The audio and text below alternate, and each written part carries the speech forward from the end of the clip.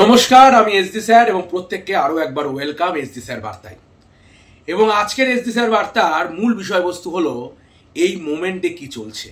দেখো, আছে নভেম্বরের 1 তারিখ, আর মাত্র 30 দিন পর 30শে নভেম্বর চলে আসছে ডাব্লিউবিপি কনস্টেবলের পরীক্ষা।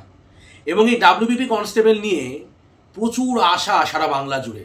প্রায় 10 লক্ষ ছেলে মেয়ে কিন্তু বসতে চলেছে এই পরীক্ষায়। তারই মধ্যে একটা খবর হচ্ছে যে প্রায় 93,000 মতো হয়তো ফর্ম হয়তো বাতিল হয়েছে বিভিন্ন কারণে। সেটা তাতে এডিট উইন্ডো আসবে কি আসবে না এটা নিয়ে একটা আলোচনা চলছে। তবে আমি একটা জিনিস মনে করি যে এই যে ফর্ম রিজেক্ট হয়ে যাচ্ছে অনেক ছেলে মেয়ের, তারা হয়তো অনেক বছর পর সুযোগ পেয়েছে প্রথমত। তো এটা একদিক দিয়ে ভালো হয়েছে, আবার একদিক দিয়ে খারাপ হয়েছে। কীরকম হয়েছে? যেমন আপনি যদি খুব ভালো করে লক্ষ্য করে দেখেন, তাহলে অতীতে এমন অনেক অভিযোগ এসেছে যেখানে একজনের পরীক্ষা আরেকজন দিতে যায়, এর আধার কার্ডের সাথে ওর আধার কার্ডের মিল নেই, কোনো রকমভাবে হয়তো মুখটাকে একটু এডিট করে হোক, লেখাটাকে এডিট করে হোক, এইভাবে চালিয়ে দিয়েছে।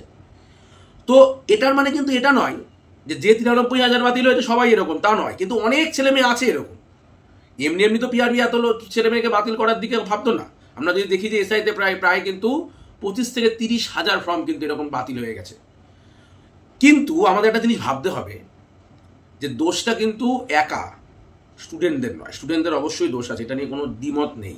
পিআরবিকে একটু ভাবতে হবে যে পিআরবি যে কেবিটা ইউজ করে, অর্থাৎ যত কেবির মধ্যে ছবি এবং যত কেবির মধ্যে সই আপলোড করতে বলে, সেখানে দেখা গেল গ্রাম বাংলা এখনও এতটা উন্নতই হয়নি যে তারা সবসময় সেই কেবির মধ্যে 100% ঠিকঠাক করে আপলোড করছে। এরকম বহু ক্ষেত্রে এরকম হতে পারে যে হয়তো দেখা গেল যে মানে এটাকে ও বলে মনে হচ্ছে বলে বাতিল হয়েছে, ধরো কারোর জায়গায় হতেই পারে এরকম। তো সেখানে তো এটাও একটা পসিবিলিটি আছে যে হয়তো ছবি ফেটে গিয়ে এটা ও হয়ে গেছে বা ওটা এ হয়ে গেছে, এক্স ওয়াই জেড যেরকম কিছু হতে পারে। ফেটে গিয়ে এরকম মনে হচ্ছে যে কালিটা হয়তো ঠিকঠাক করে পড়েনি, উড়ে গেছে।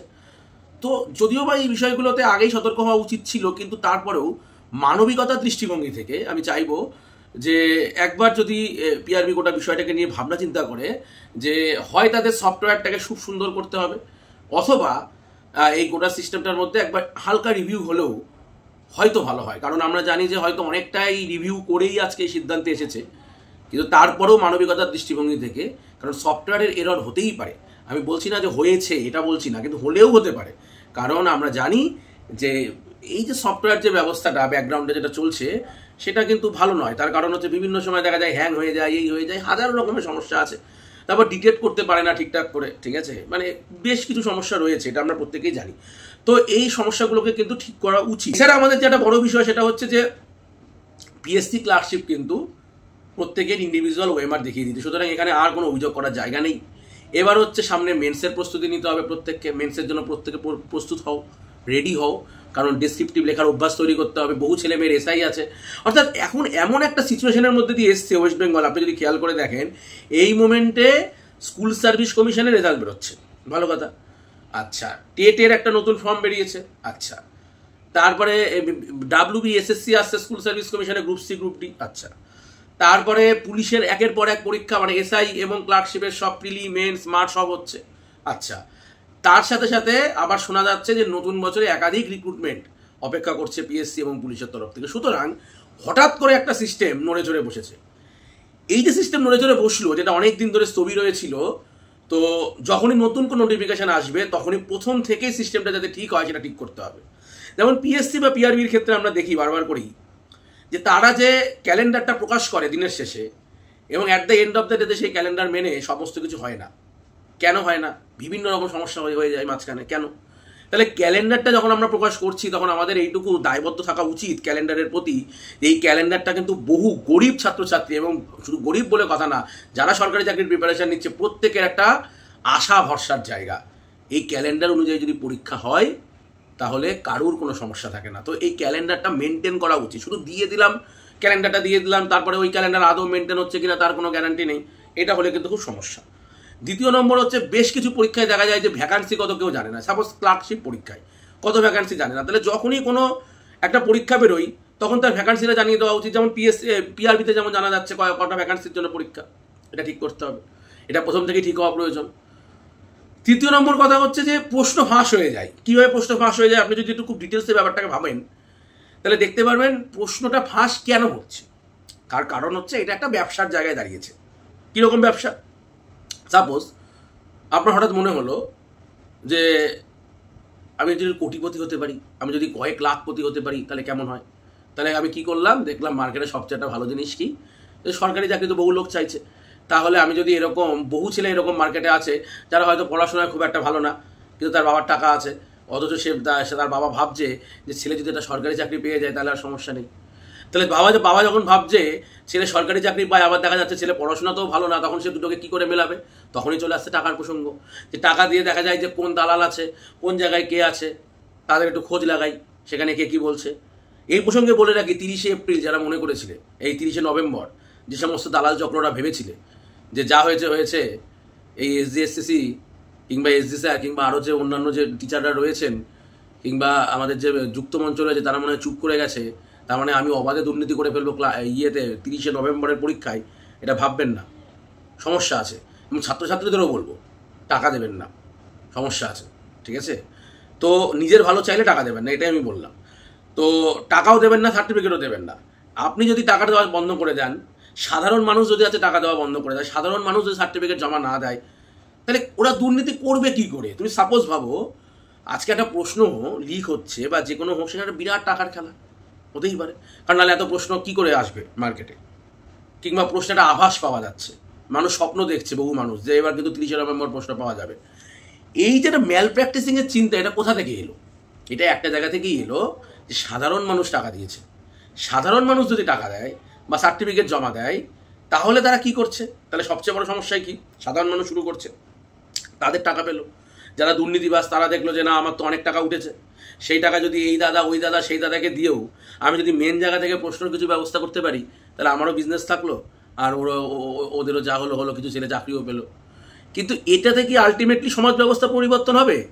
ভাবুন, আজকে যারা দুর্নীতি করে চাকরি পেয়েছে তাদের না চিন্তা ভাবনা যে আমার 10 লাখ টাকা দিয়ে আগের বারে আমি চাকরি পেয়েছি, তাহলে আমি কি করে সিস্টেম থেকে 10 লাখ টাকা তুলবো। এখান থেকে চলে আসছে ঘুষের প্রসঙ্গ, এখান থেকে চলে আসছে একটা সিস্টেম ভঙ্গের প্রসঙ্গ। মানে বহুকাল আগে সে যেটা ঘুষ দিয়েছিল, ঘুষ দিয়ে চাকরিটা পেয়েছিল, সেই জন্য সে এখন ঘুষ খাচ্ছে, কারণ তার ঘুষের টাকাটা তুলতে হবে। এটা একটা রিয়েলিটি মার্কেটের, এটা ফ্যাক্ট, সবাই বোঝে, এটার মধ্যে নতুনত্ব কিছু নেই। তাহলে আলটিমেটলি কি হলো, সমাজ ব্যবস্থাটা নষ্ট হয়ে যাচ্ছে। সে আবার চাইছে যে আমি যে আগের বার ঘুষ দিয়ে পুলিশ হয়েছিলাম বা PSC চাকরি পেয়েছিলাম বা অমুকের চাকরি পেয়েছিলাম, যাই চাকরি পেয়ে থাকি না কেন, আমি আমার ডিপার্টমেন্টের মধ্যে একটা লুপ হল খুঁজে পেয়েছি। তাহলে সেই লুপ হল দিয়ে আমি যদি আরও 10টা ছেলেকে চাকরিতে দিতে পারি, তাদের কাছ থেকে যদি 50,000 1 লাখ করে আমার পকেটে আসে, তাহলেই না আমার 10 লাখ টাকা চলে আসছে। তা আমি চাকরি করে আমি করবো কি? এই কটা মাইনে দিয়ে আমার কাজ কি? তাহলে এখানে কেন এই প্রসঙ্গটা আসছে, তার কারণ হলো রাজ্য সরকারের ব্যবস্থায় দেখা যাচ্ছে যে সেম কাজ করে সেন্ট্রালের থেকে রাজ্য সরকারের মাইনা কম। এবার মূল্যবৃদ্ধির বাজার, যেখানে আমাদের সেন্ট্রাল 8ম পে কমিশন গঠনের দিকে এগিয়ে যাচ্ছে জানুয়ারি মাস থেকে, সেখানে এখনও আমরা সম্ভবত 6ষ্ঠ পে কমিশনে পড়ে আছি। এটা ভাবতে অবাক লাগে, তাই তো? তাহলে রাজ্য সরকারের সাথে সেন্ট্রালের কর্মচারীদের একটা মাইনার ডিফারেন্স হয়ে যাচ্ছে। তাহলে রাজ্য সরকারের কর্মচারী মনে করছে যে আমার তো মাইনার ডিফারেন্স, তাহলে আমি তো কম মাইনা পাচ্ছি সেম কাজ করে। তাহলে সবাই না, কিছু কিছু লোক তারা মানে যারা দুর্নীতি করে চাকরি পেয়েছে তারা মনে করছে তাহলে বাকি টাকা কি করে তুলবো? ওই যে বাকি টাকা তুলতে গেলে দুর্নীতির আশ্রয়, দেখা গেলে দুর্নীতির সবচেয়ে সহজ পন্থা কি, এই যে পরীক্ষার প্রশ্ন বেঁচে দেওয়া। ঠিক আছে, সবাই যে এর মধ্যে যে অরিজিনাল লোক তাও না, বহু লোক এরকম আছে যারা হচ্ছে দেখা গেল বলছে যে তোমাকে কোশ্চেন দিয়ে দেবো ভাই, চিন্তা নেই, তুমি আগের দিন কোশ্চেন পেয়ে গেলে, তুমি মুখস্থ করে গিয়ে দেখলে পরীক্ষার হলে সেই কোশ্চেন মেলেইনি। ফেক লোক আছে না, দালালেও ফেক দালাল আছে, এটা কঠিন একটা সমস্যা। এই জন্য দালাল সিস্টেমটাই ভালো না, এই সিস্টেমটাকেই উড়িয়ে দিতে হবে মার্কেট থেকে। তো যারা ভাবছে, যে সমস্ত ছেলেমেয়েরা ভাবছে টাকা দেবে বা ওই সার্টিফিকেট জমা দেবে, তাদের বলি ভাই টাকাটাও তুলে নাও, সার্টিফিকেটটাও তুলে নাও, তুমিও বাঁচলে, আরও অসংখ্য ছেলেকে তুমি বাঁচালে। এবং তুমি যদি আগামী দিনে সঠিক প্রিপারেশন নাও, তাহলে তুমি এমনিভাবে চাকরি পাবে। যে 10 লাখ টাকা দিয়ে তুমি ভাবছিলে ঘুষ দেবে, সেটা দেওয়ার দরকার নেই ভাই, সেটাকে তুমি একটা ভালো কাজে লাগাও। ঠিক আছে, তো সমাজকে পরিবর্তন করতে গেলে একদম গোড়া থেকে পরিবর্তন করতে হবে, মানুষকে নিজেকে পরিবর্তন হতে হবে। আমি চাইবো আপামর বাঙালিরা যারা আমার সাথে যুক্ত আছে, যারা এই সিস্টেম চেঞ্জের অংশ, যারা চাই সিস্টেমটা চেঞ্জ হোক, তাদেরকে আমি বলবো যে টাকা দেবেন না, কাউকে টাকা দেবেন না, কাউকে সার্টিফিকেট দেবেন না।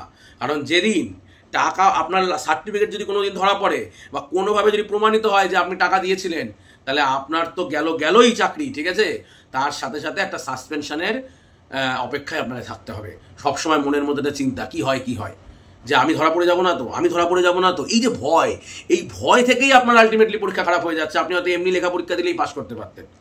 এই জায়গাটাকে খুব ভালো করে খেয়াল করতে হবে। আমরা আশা করব আপামর বাঙালি আমার পাশে থাকবে এবং আমাদের যেই যুদ্ধ, সিস্টেম পরিবর্তনের যুদ্ধ, সেই সিস্টেম পরিবর্তনের যুদ্ধ জারি থাকবে।